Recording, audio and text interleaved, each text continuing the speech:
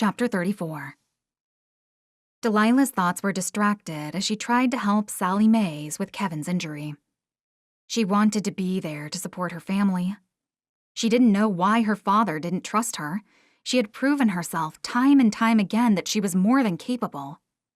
But he still treated her like she was a child. "Delilah, the gauze!" Sally shouted, as if she'd asked for it for the third time. Delilah handed over the gauze, and Sally wrapped Kevin's wound, which she had just cleaned. He had lost a lot of blood, and Delilah wasn't sure if he was going to survive. "The sequence," Kevin said, shaking his head back and forth as he sounded delirious. "They have to know the sequence." Delilah leaned closer, wondering what Kevin was babbling on about. He pawed at his chest, and at first, Delilah thought he was trying to reach for the wound. But then, she realized he was reaching into his jacket pocket. Delilah reached for the paper and saw a bunch of writing, a series of numbers that she couldn't decipher. "The last number," Kevin said. Delilah saw that the final number to complete the sequence was blank. She studied it closely. She had never been great at math, so she didn't understand how to figure out the last number. "What is it?" Delilah asked, looking at Kevin. "Is this something my parents will need?" Kevin nodded, but he was too delirious to speak. "We need to get him inside with some fluids," Sally said. Delilah looked at the papers, tucked them into her pocket, and helped Sally and a few others bring Kevin into the cabin. They had a medical setup inside, and Delilah retrieved a fluid bag to give Kevin an IV. They set him up on the couch, and Sally prepared the IV and hooked him up. Delilah stepped back, studying the paper, and then her friend Sammy walked over. "What is that?" Sammy asked. "I don't know," Delilah answered. "I think it's something my parents might need. It's a coding sequence. I think it's for the silo and the missile." Sammy studied the page, and then her eyes lit up. "It's a Fibonacci sequence." "What?" Delilah asked. "You need to pay more attention in math class," Sammy answered. "The Fibonacci sequence is when each number is the sum of the two preceding ones. Look, 7 plus 9 makes 16, then 9 plus 16 makes 27, and so forth." Delilah followed the path to the final numbers, which were 1,217. "Sammy, did I ever tell you that you're a genius?"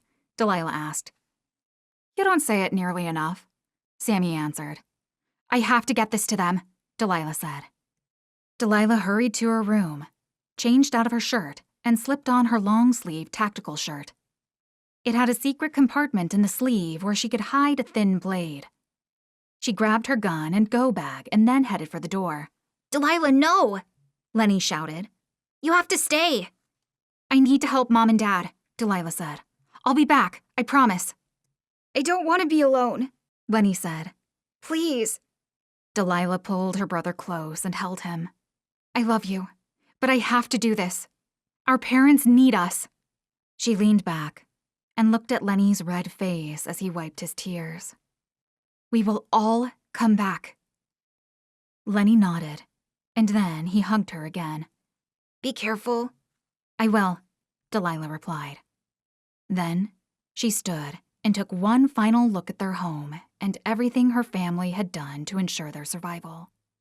Her parents had done everything they could to help them, and now she would return the favor.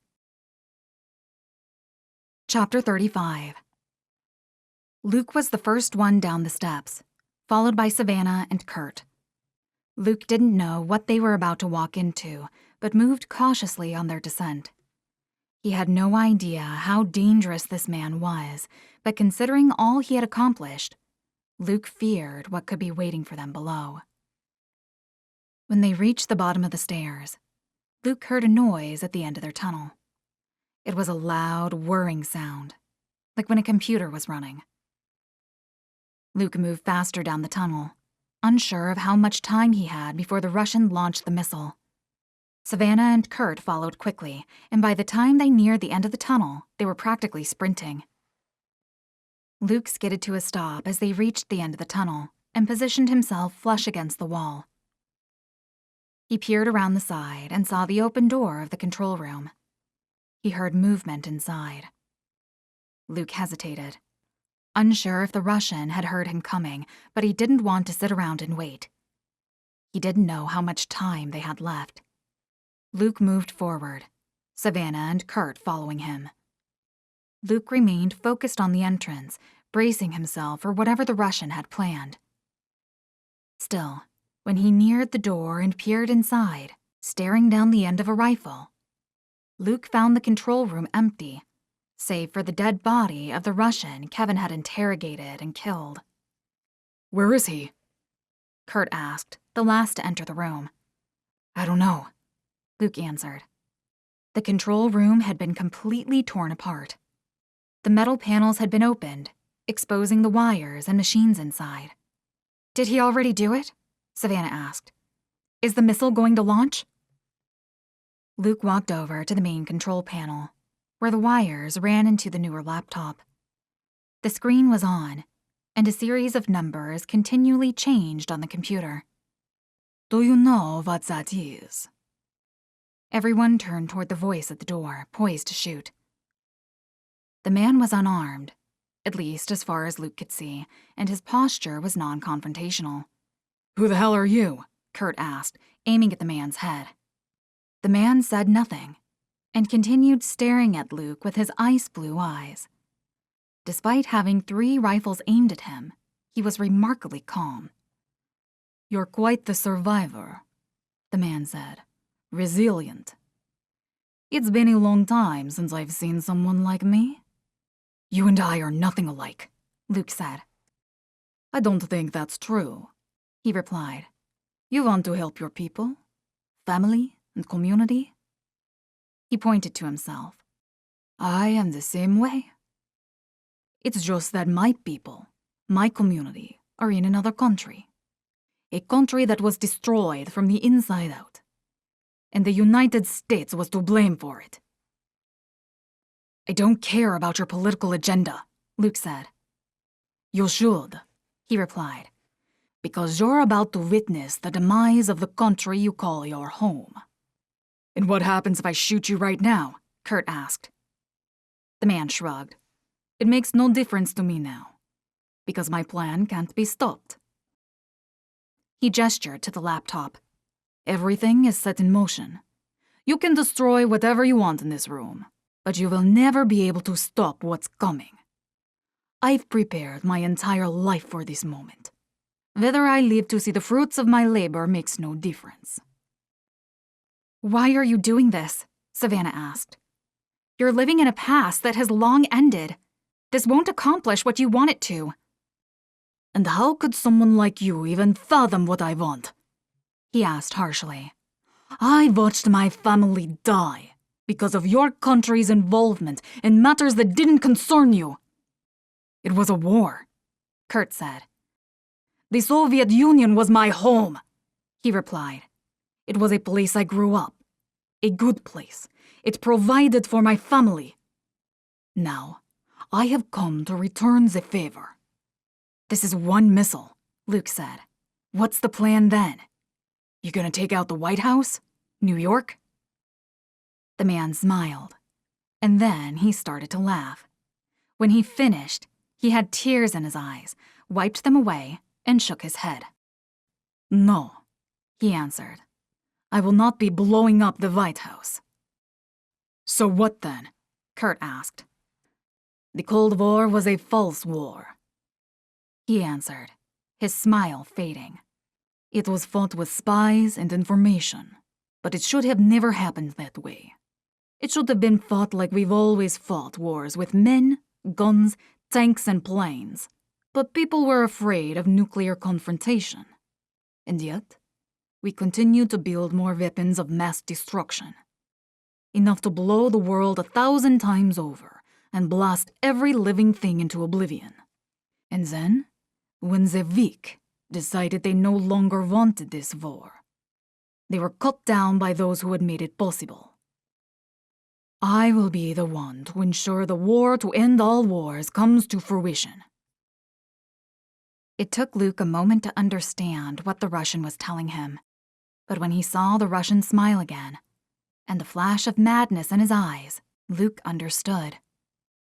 Your target isn't within the United States, Luke said. You want to strike Russia. Moscow, to be precise, He said. The government will no doubt see the launch of this missile heading toward them, and when they do, they will respond with the full force of their nuclear arsenal. That's why you triggered the EMP first, Luke said, realizing all the dominoes had fallen into place. You wanted us defenseless. That's right, he replied.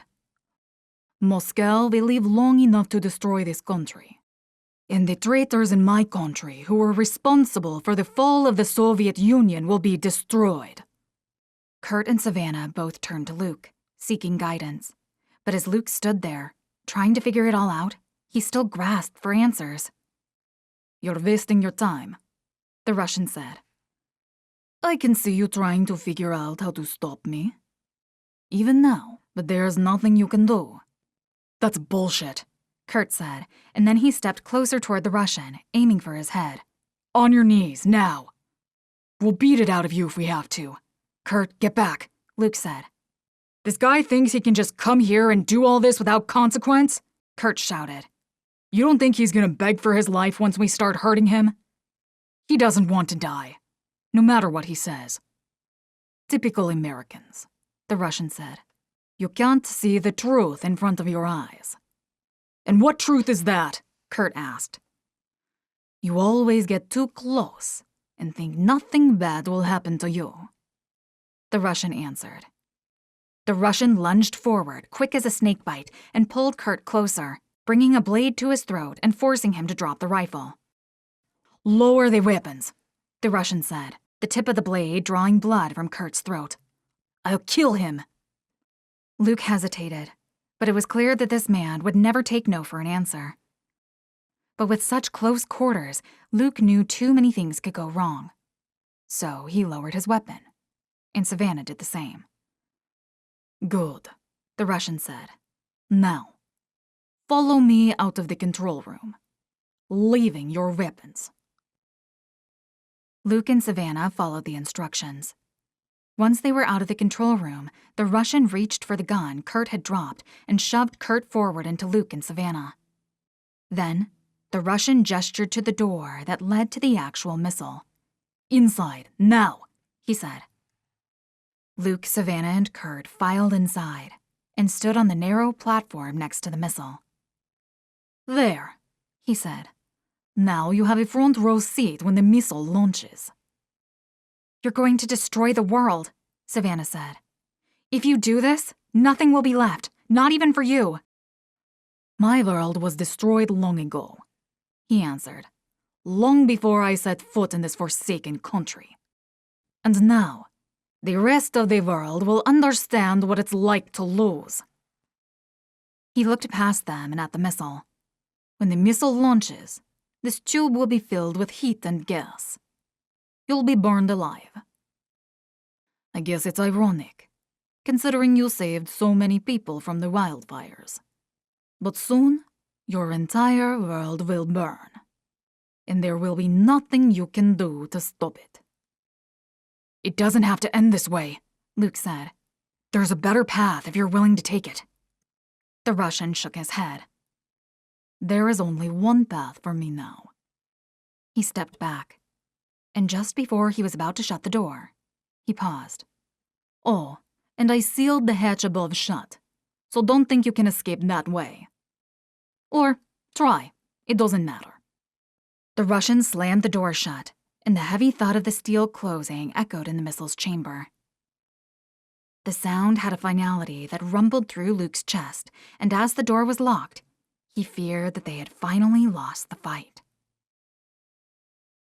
Mark stood in front of the laptop, watching the countdown clock, and he couldn't wipe the smile off his face.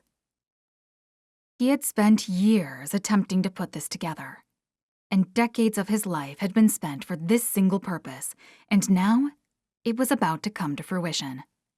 It was strange to be in that moment. But Mark wanted to savor it for as long as possible, and as the clock continued to tick down, he realized he was missing an opportunity to witness the launch from above.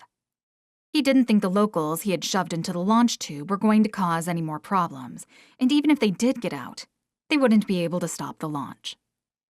Everything was set into motion. Mark left the control room and walked up the tunnel toward the staircase. He bid farewell to his comrades who had fallen, but their bones and bodies provided the fertilizer to ensure the growth of a different kind of future. Chapter 36. Delilah sprinted from the cabin, never looking back on her return to the silo. She passed all the chaos and destruction the fires had caused, and the burned bodies of the dead, and the gunfight between the townsfolk and the Russians. The day had been an exhausting blur, and underneath it all, there had been a plot to destroy and kill millions. She thought of all the circumstances that had brought her there. From her morning, when she thought her biggest worry was whether Casey liked her, to the fight for her survival and the future of her family and community. Everything had changed, but despite the hardships, fear, and lost lives, Delilah refused to give up. She refused to abandon hope because a world without hope was a world damned to darkness. Delilah was choking on ash and dust by the time she returned to the silo. There were plenty of dead and burned Russians lying around, but she tried not to look at them for too long. She had seen plenty to numb her senses, but the smell of the bodies still churned her stomach. Delilah slowed to a jog at the silo's entrance, where she saw the bullet holes that had torn through the heavy steel door. She approached the gate and listened carefully. There was no shouting, gunfire, or sign that anyone was below. Delilah almost opened her mouth to call out to anyone to see if they were down there, but she fought the urge. If something had happened to her parents, the Russians would still be in control. The element of surprise was her most powerful ally, and she didn't want to give her advantage up so quickly. Delilah squeezed through the narrow opening, the sharp edge of the steel door tearing a hole in her shirt as she passed through. It was hard to conceal the noise she made on the stairwell when she descended because of the steel steps, but she kept her feet as light as possible on the way down. By the time she finished her descent of the twisting staircase, Delilah had to pause at the bottom to stop her head from spinning. But she kept a good enough head on her shoulders to raise her weapon on her way down. Once the room stopped rotating, Delilah continued down the tunnel.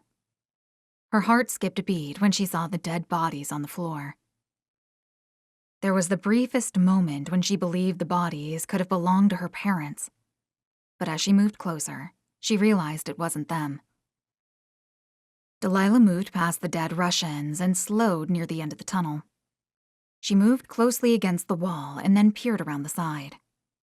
There were two doors, one straight ahead and the small enclave at the end of the tunnel, which was shut, and another on the right that was open. The door to the right was the source of the noise she'd heard when she had descended the steps.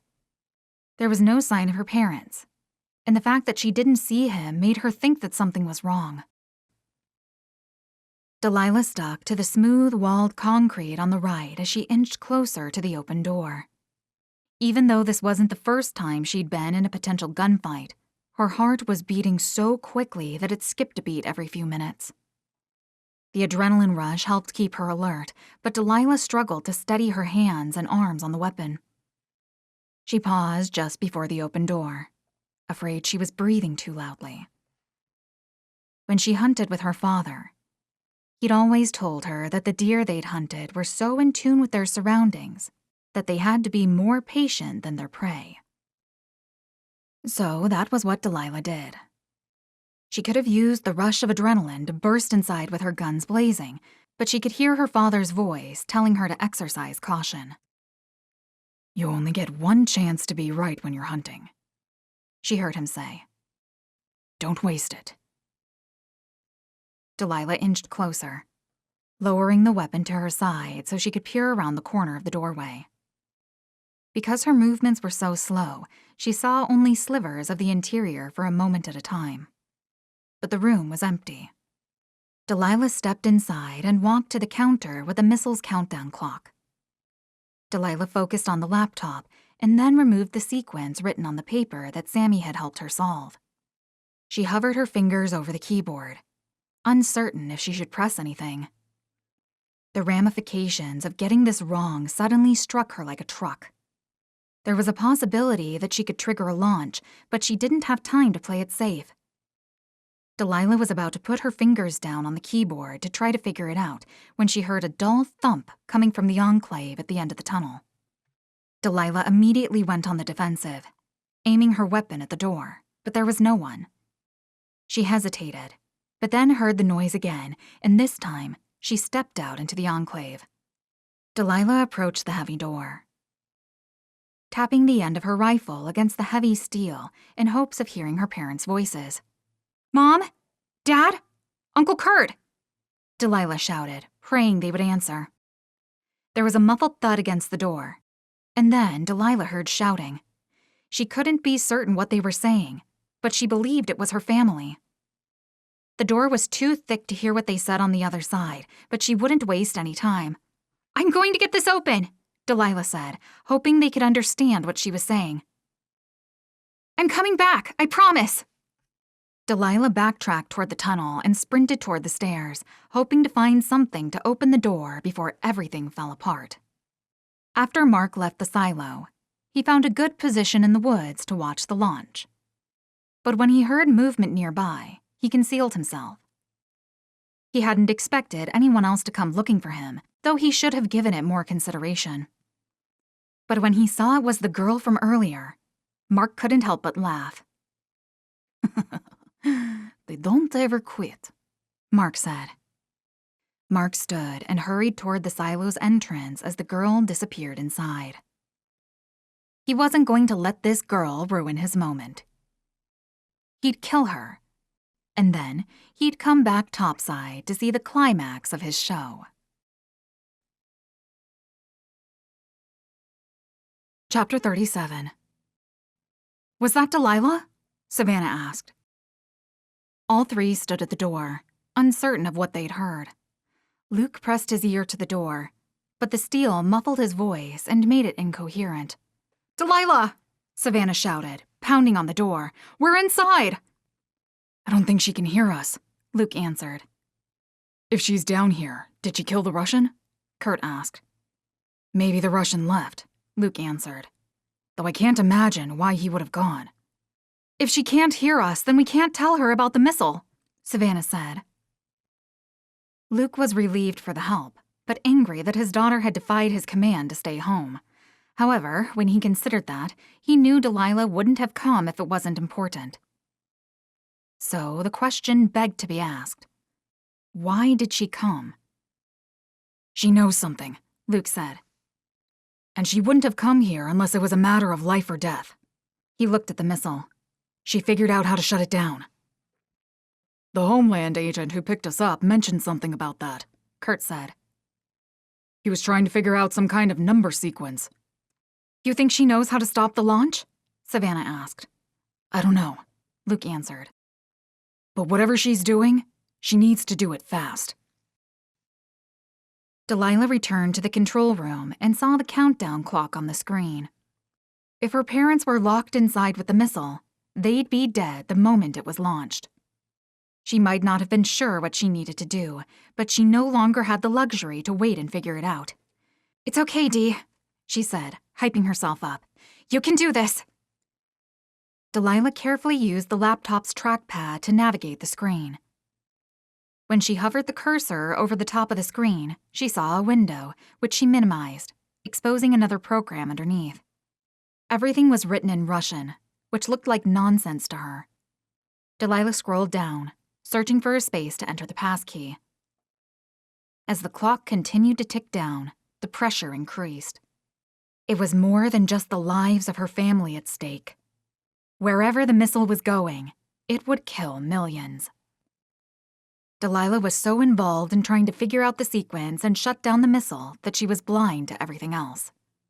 And that included the soundless steps of someone coming down the hallway. Mark moved as quickly and as quietly as he could down the stairs into the silo again. When he reached the bottom, He remained focused on his path down the tunnel. The other Russians in his unit had underestimated these Americans. He didn't want to make the same mistake. So when he reached the end of the tunnel, he slowed down, flattening himself against the smooth concrete wall and peered around the side. From his position, he heard the quick typing of a keyboard. And there was only one thing that a person could do for that reason. If they shut down the missile, it wouldn't make a difference to him because he could just turn it back on. So he sat and waited. Even though it was only the girl, Mark had studied the family enough to know that she could handle herself in a fight. All he had to do was wait for her to step out of that room, shoot her, and then restart the countdown clock. "Is she still there?" Savannah asked. Luke remained by the steel door, hoping to hear from his daughter, but he shook his head. "I haven't heard anything. But maybe that's a good thing." Deep down, Luke feared hearing a gunshot, and then nothing but silence. The Russian might have stepped out of the silo for a moment, but that didn't mean he was gone forever. Because while Luke hoped that Delilah had killed the Russian, there was no guarantee that she had.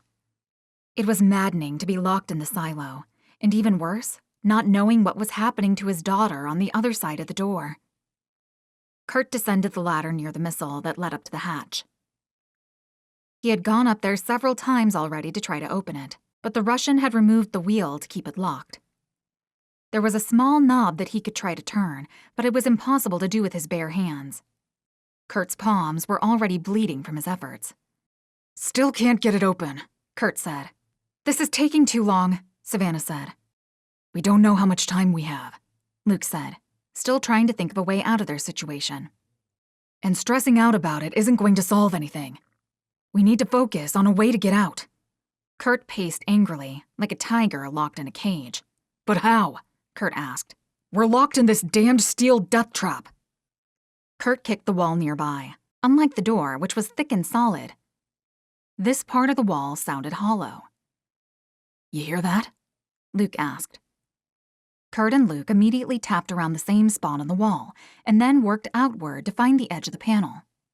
The grime was so thick around the silo's entrance that it had covered up the panel. But when they cleared away the dirt, they found what appeared to be an access panel. "Can we get it open?" Savannah asked. Luke managed to pry his fingers into the crease of the panel, and he had Kurt do the same. They pulled down hard, and the panel came crashing down after a few tugs. "What the hell is this?" Kurt asked. The panel revealed a wall of wires that traveled to the left toward the door and then downward. Luke studied the wires' directions and realized they were heading toward the same area of the wall that backed up to the control room. "I think this is connected to the control room," Luke said. "Can this shut down the launch?" Kurt asked. "Only one way to find out," Luke answered, but Savannah stopped him as he reached for the wires.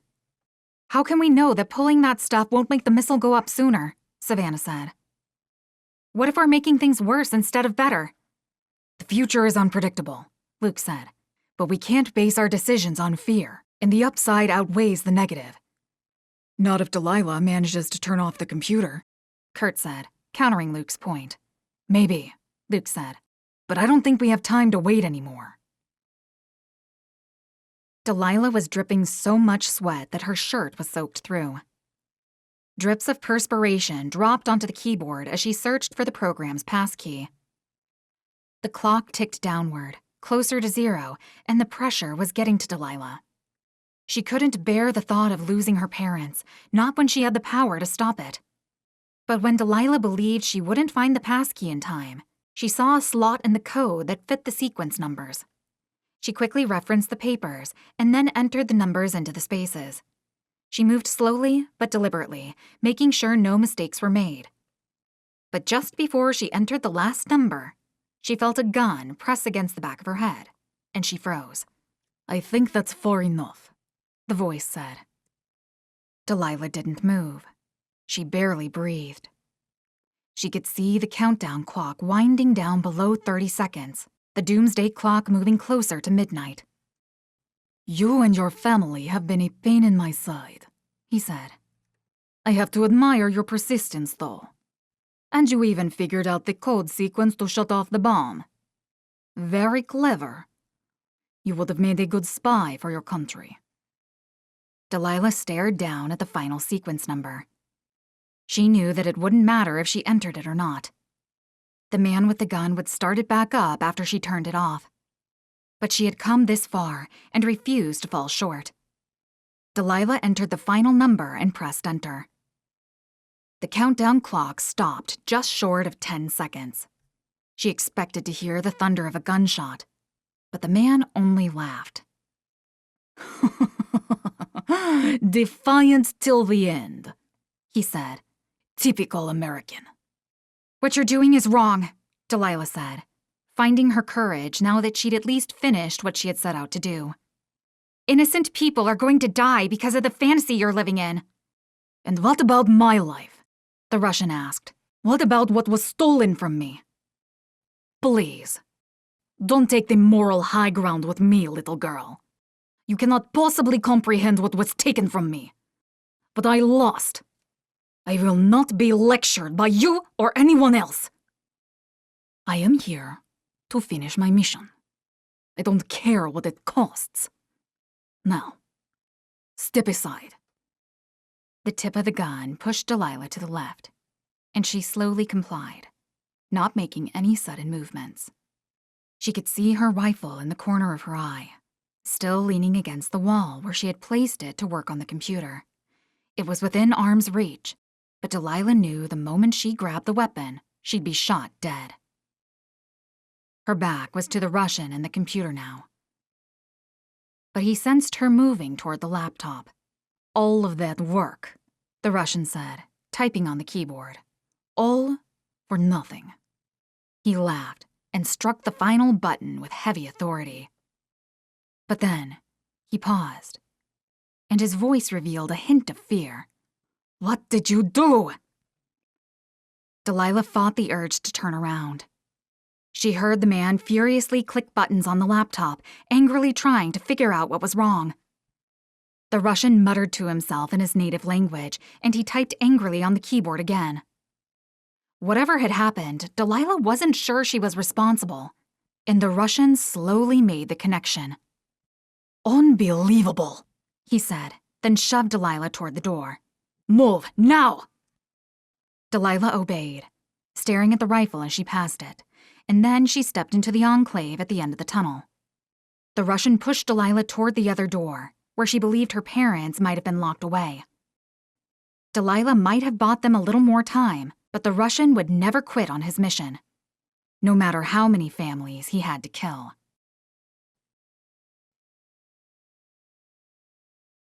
Chapter 38. Luke grabbed a fistful of wires and yanked hard. He managed to pull out most of them in one go, and then he yanked the rest out.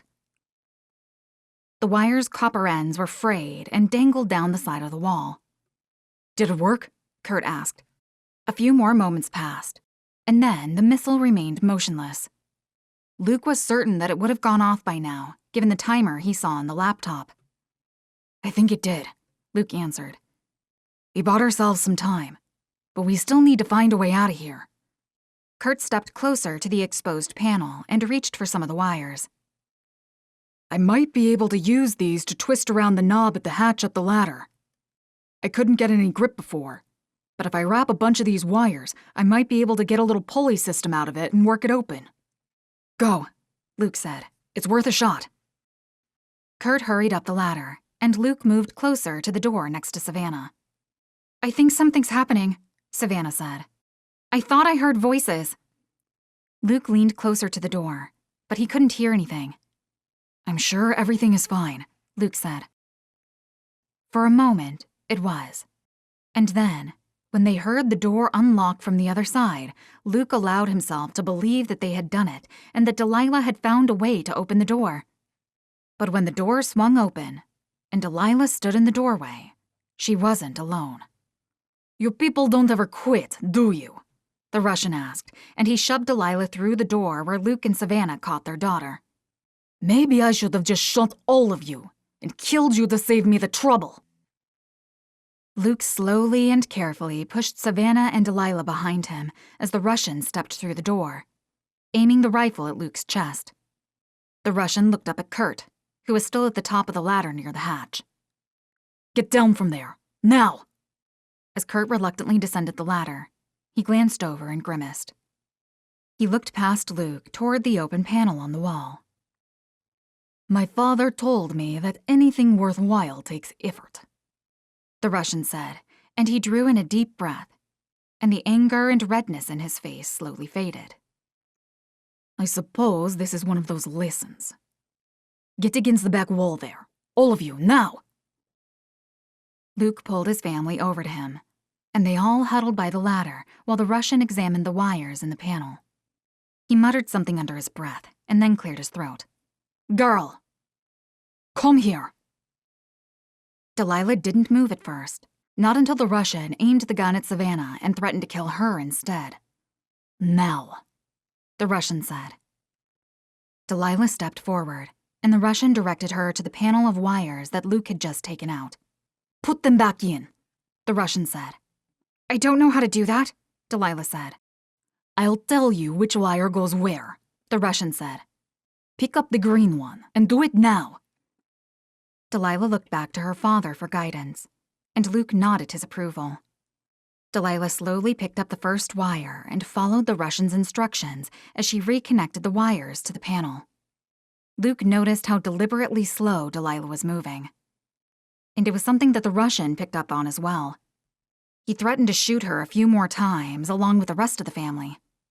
But each time the Russian made those threats, he watched his daughter grow numb to the death threats. It was an unexpected consequence of extreme pressure. If you continued to press someone, pushing them to the brink of their limits, one of two things would happen. Those limits would expand, or the person would push back. Savannah kept a tight grip on Luke's hand as they watched their daughter reassemble the wires in the panel. Each time one of the connections was made, Savannah tensed by his side. Even with Delilah's deliberately slow movements, it didn't take her long to finish putting the panel back together. And when she connected the final wire, she stood there, defiantly turning to the Russian. Took you long enough, the Russian said. Delilah started to turn to rejoin her family, but the Russian stopped her. I didn't tell you to move, he said. Delilah froze, her back to him as she stared at her parents. Tears rolled down Savannah's face, and while Luke's eyes were red, he didn't cry. He was too angry to cry. Slowly back up and follow me, the Russian said. We need to reset that clock. Delilah saw the look on her parents' faces as she stepped out of the missile silo and was forced to shut and lock the door again. It was the look of someone who knew they would never see the other again. Delilah had wished she had said something and told them she loved them, but something within her told her to keep it bottled up. Maybe it was a survival instinct. She was trying to trick herself into thinking that this wasn't the end because she wasn't saying a final goodbye. But as the door thudded close, Delilah sank in suspicion that this was it. There wasn't going to be another moment for them. She had just seen her parents for the last time. The Russian directed Delilah back into the control room and placed her in front of a laptop. Go ahead, the Russian said. You already know the code. Delilah thought about refusing. But then, he'd just shoot her and enter the code himself anyway. At least this way, she could stay alive for a bit longer and try to think of a way out of this. But as she entered the numbers into the passkey, she felt the walls closing in on her. You're tougher than you look, girl. I'll give you that, the Russian said. How many of my comrades did you kill? Not enough, Delilah said. The Russian chuckled. You have spirit. You would have made a good soldier. Delilah finished the sequence and hit enter again. She thought the clock would restart from where it ended, but it jumped back to 2 minutes and started the countdown again. 2 minutes. It was strange to think that was how much time was left in her world. In 2 minutes, everything would be over. Okay, little girl. Back to your dungeon to join your family, the Russian said. Delilah didn't turn around on command. She stared at the clock, down to 1 minute and 50 seconds. Hey! The Russian barked. Move, now! Delilah's parents had always taught her to be prepared, and she worked diligently to follow their teachings.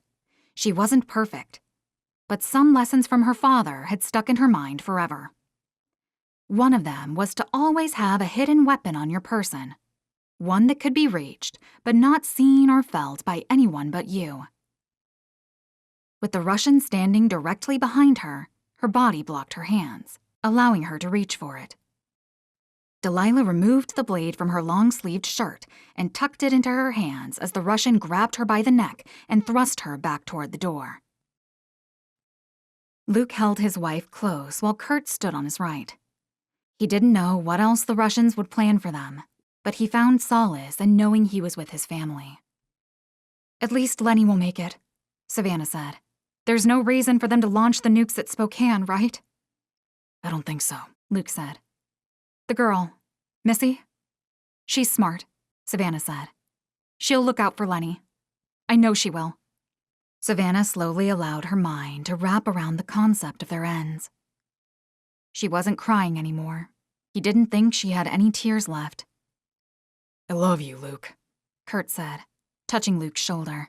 I should have been around more after Dad died. I'm sorry I was too much of a gypsy. It's okay, Luke replied. I love you too.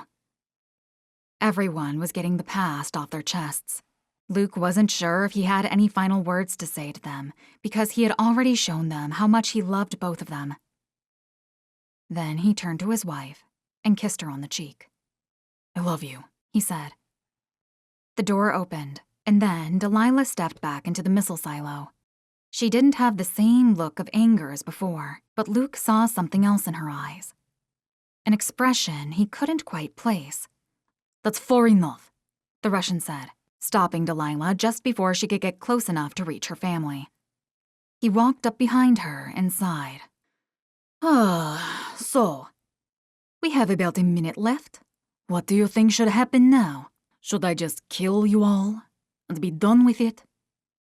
Or make you suffer the anticipation of burning to death as the missile launches? Delilah clenched her fists at her side. You can make whatever threats you want. You can even launch this missile and send it to whatever target you want destroyed. You can walk away from this accomplishing everything you set out to do. She shook her head. But you will never feel whole again, because that dark, black pit in the center of your soul will never be filled, no matter how many people you kill. The life you had is gone. The people are gone, and no amount of revenge or death will bring them back. The Russian pretended not to be affected by Delilah's words, but Luke saw the struggle on his face clear as day. I'll be the happiest man on earth, the Russian said, because I'll know that you and your family are dead. The Russian lunged forward and grabbed Delilah by the throat. He pulled her close and then aimed the pistol for her temple. Here's the deal, the Russian said. I'm going to count to 3, and then I'm going to put a bullet in your daughter's head so you can watch her die. Savannah shuddered, and Luke tensed. Then I'm going to put a bullet in your wife's head and your brother's head. And then I'm going to leave you in here with their dead bodies, and you'll burn with their corpses once the missile launches, the Russian said. 1. Savannah screamed, but Luke remained still, holding his wife and Kurt back. He had to think of something to stop this madness. He couldn't sit idly by and watch this man kill his daughter. He needed to intervene, but he feared that moving would only encourage the Russian to kill Delilah sooner. 2, the Russian said. The small element of control that Luke had over his adrenaline and emotions vanished.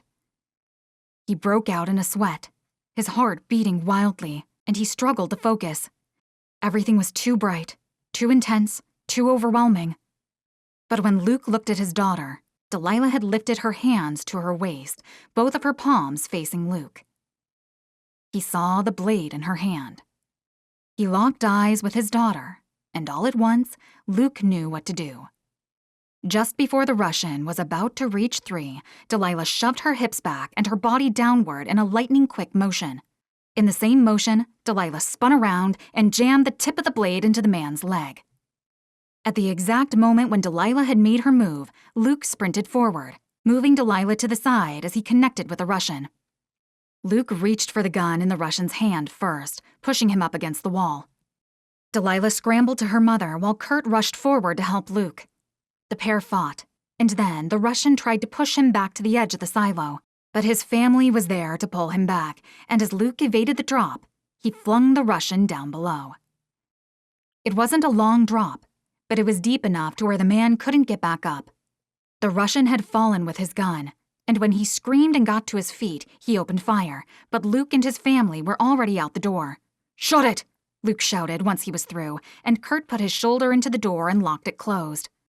"The missile is about to launch," Delilah said, heading for the laptop. "We need to shut it off." Even through the thick concrete structure, Luke heard the pop of gunfire on the other side. The Russian was still shooting, but Luke knew there was nothing he would be able to do. He was a dead man, one way or the other. Luke followed Kurt and Savannah into the control room, where Delilah sat on the laptop. He changed where the passkey was located, Delilah said, panicking. I don't know where it is now. "Hey," Luke said, touching her shoulder. "Take a breath and breathe." The countdown clock was below 20 seconds now, but Delilah took her father's advice, slowly and deliberately took a breath, and then refocused her efforts.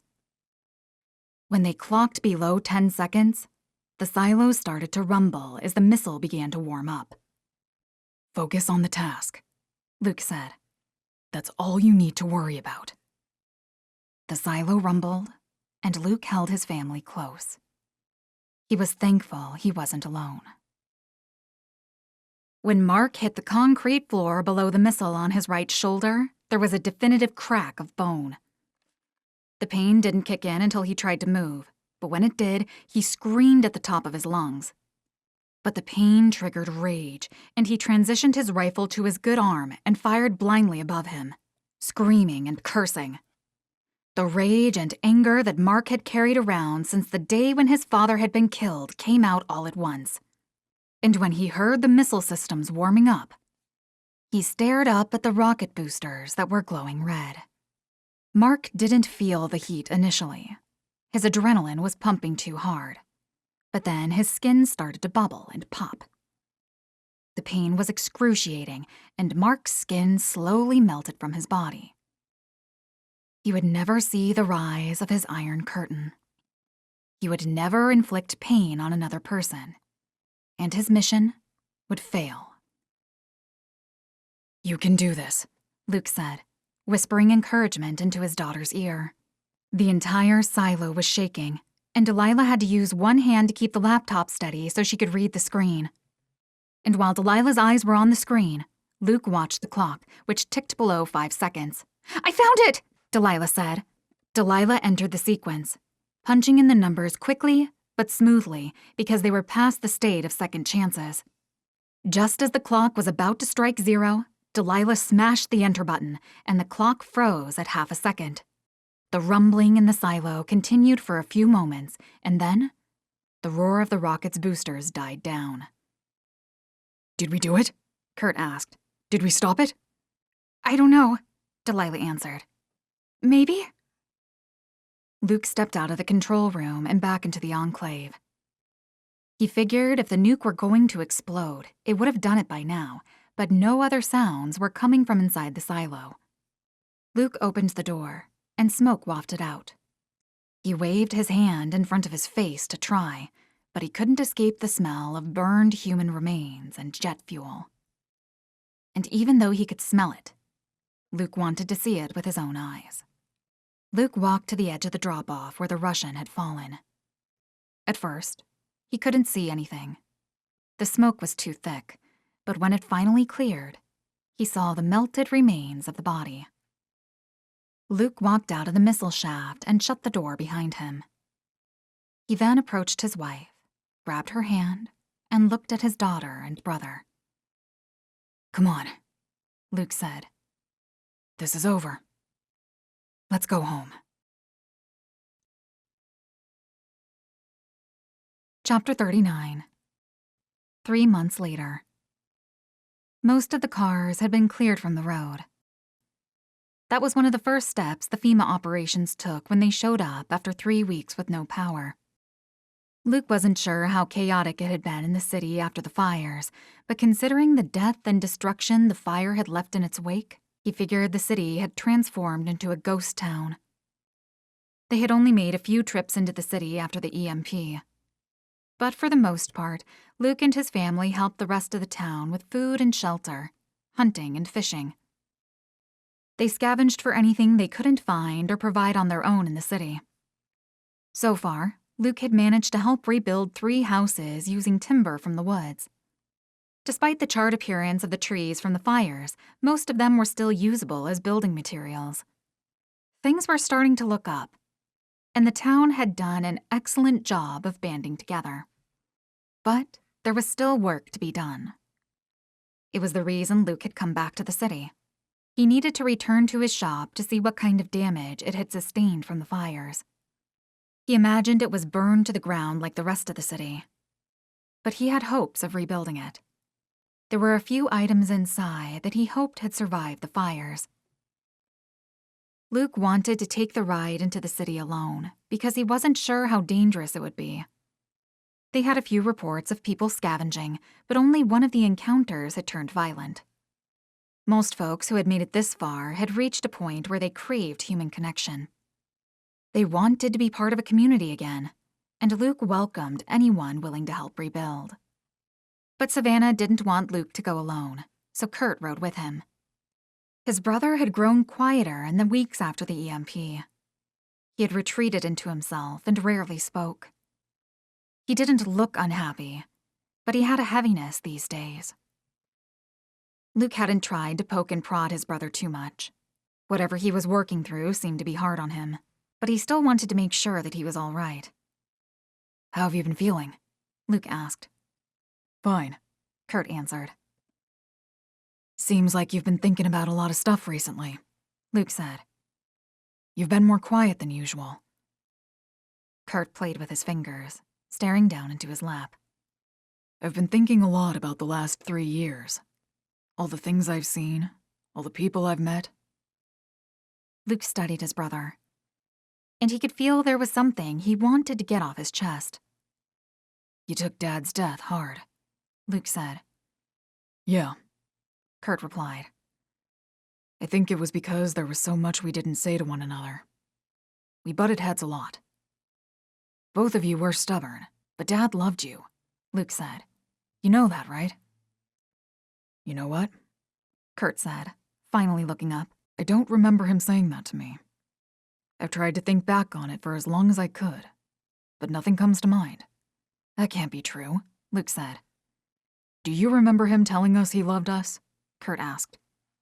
Luke thought back to his relationship with his father.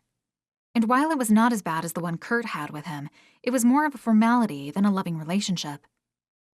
Their father was old school in that regard, and showed little emotion. He might not have said it out loud, but he showed us that he loved us, Luke answered. He was always there for us whenever we needed him. Even when we were in trouble.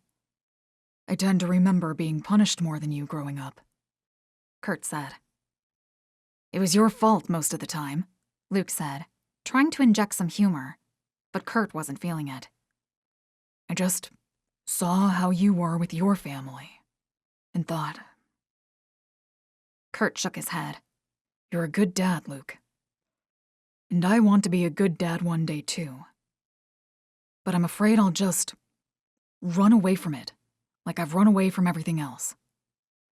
It was rare for Kurt to open up in that manner.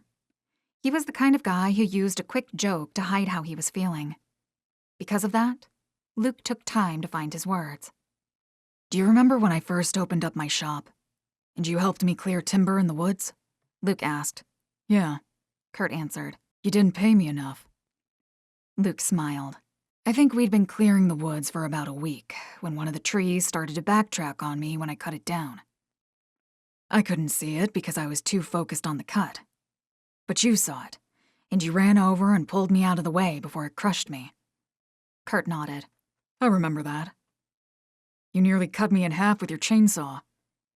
You ran into harm's way to save me, Luke said.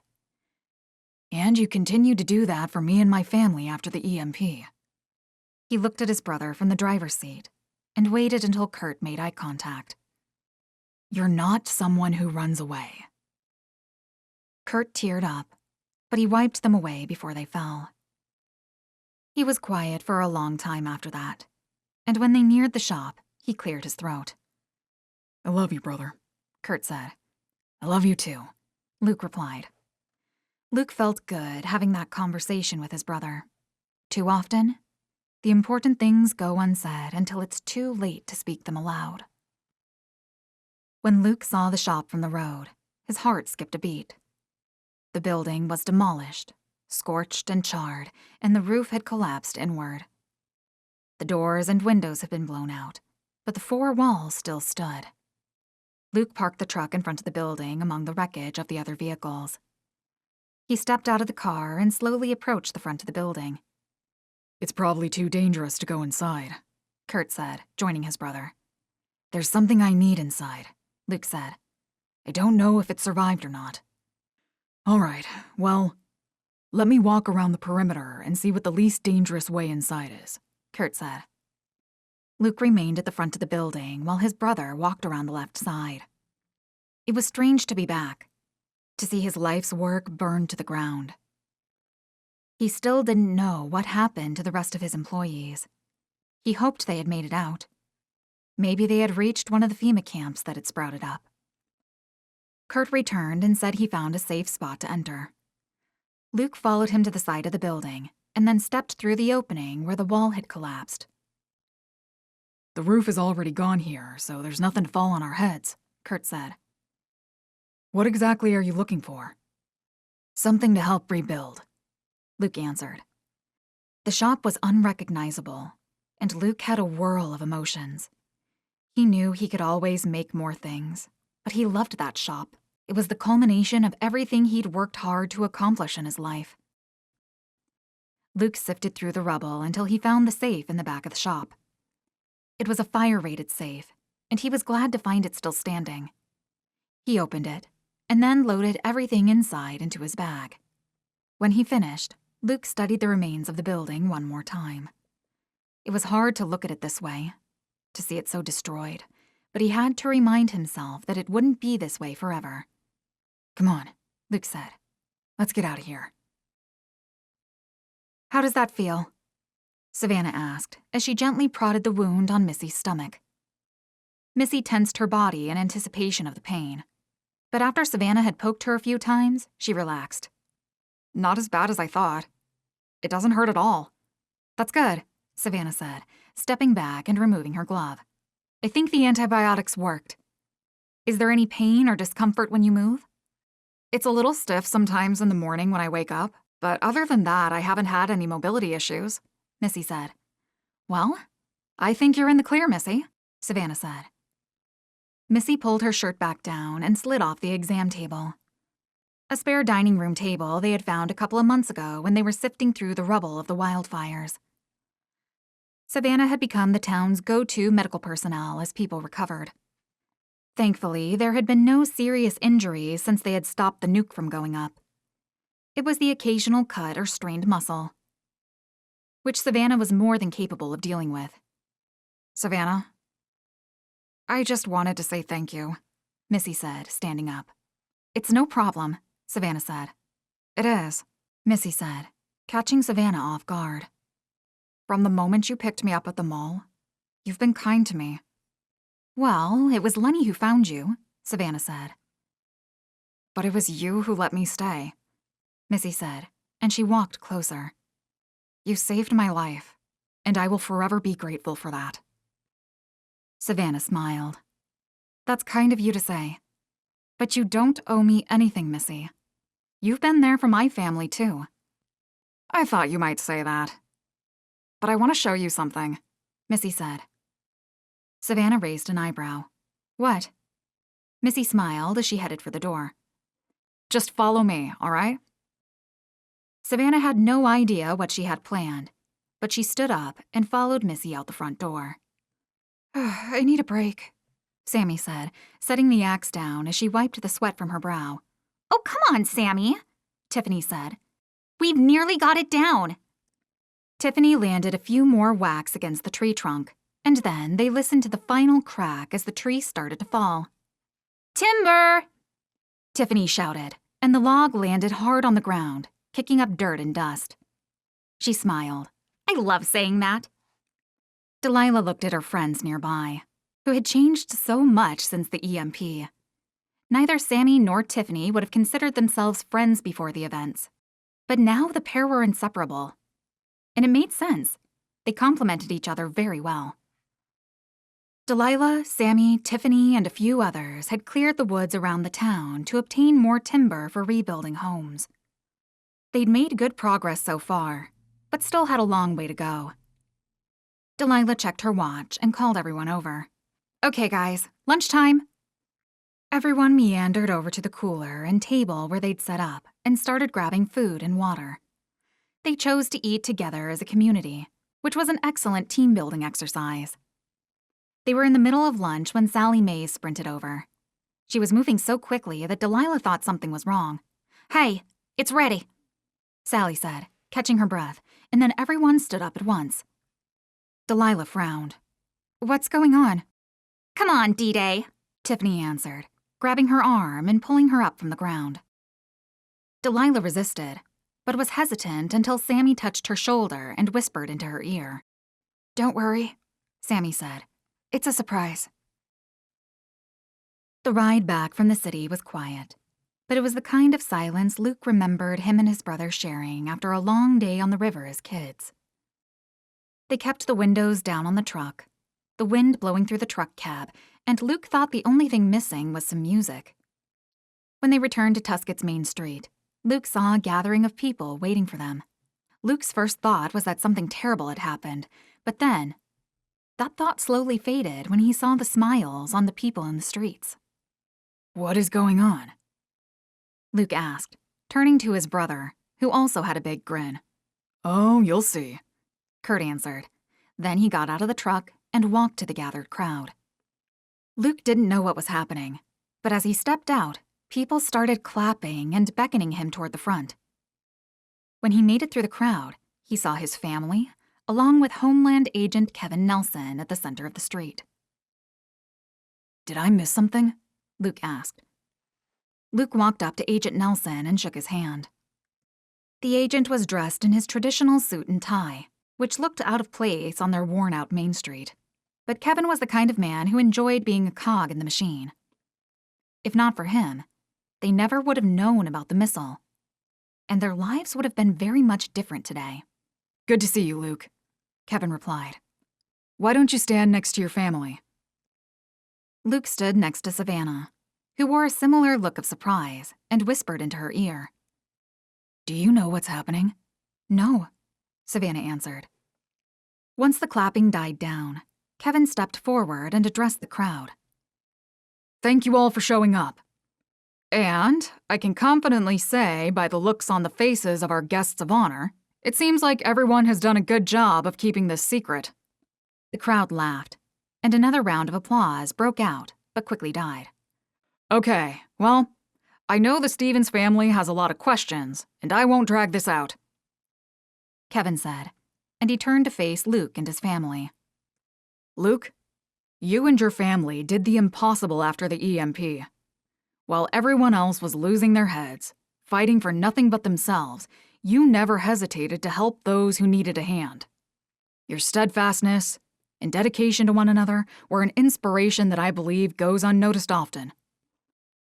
I know how you feel about rolling up your sleeves and getting work done yourself, but the community you've given so much help to rebuild wanted to give you something back.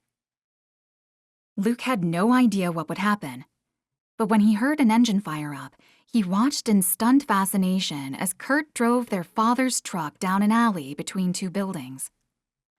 It had been completely restored, as if the fires had never touched it. Luke shook his head in disbelief. How in the world? I went to find it a few weeks after the EMP, Kurt said. I wasn't sure I'd be able to get it, but it was still there in the city. It survived most of the fire. There were mechanical problems because the gas tank had caught fire, but most of the work was on the body. Luke walked over to the old truck, running his hand along the front side of the hood. It was the same rich green as before, a beacon of color in a world of gray ash.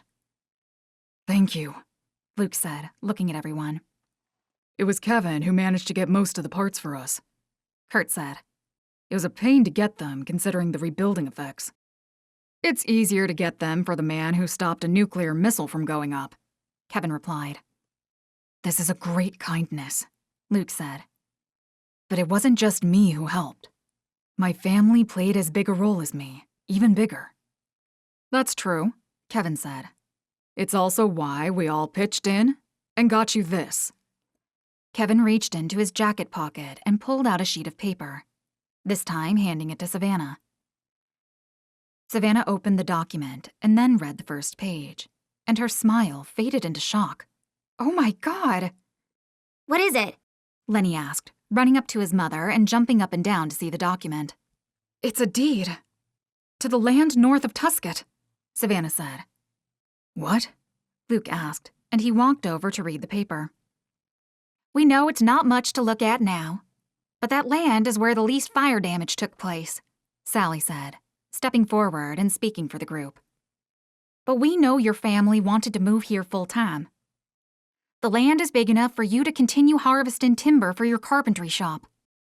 We know Savannah was a teacher in Spokane, and we've all agreed to hire her as our teacher when the school is reopened. She's practically doing that work already. All of you have done so much for us. We wanted to return the favor. Everyone in the family was stunned, except for Lenny, who excitedly jumped up and down, screaming, We get to stay! We get to stay! We get to stay! Luke turned to the community that had made this possible. His heart had never been fuller. Thank you, everyone. There aren't enough words to express my gratitude to you. The only thing I ever tried to do was protect my family and do the right thing. Sometimes, the right thing is hard. But if you surround yourself with good people, good things will happen. What we've all accomplished is proof of that. Luke then reached into the bag he'd taken from the safe at the shop. He opened it up and removed a handful of seeds. These were some of the first trees I planted when I first opened my shop years ago, Luke said. It was important for me to understand every aspect of the business. These seeds take years to grow, but it's a reminder of the dedication and care required to watch something flourish. And kept these in a safe. A lot of people always thought it was strange that I did it, but people keep guard of what they value the most. I've never particularly cared for money, but I've always valued protecting the people close to me. And when you plant a seed, you have to nurture it, watch over it, protect it. If we want our community to prosper, that's an oath we all have to take. We must work together to succeed. The crowd applauded once more, but Luke was deaf to their cheers. He was focused on his family and the people he cared about more than anything else. Even without the truck, the land, and the house, if he had to start over, he had everything he needed. Family. The end.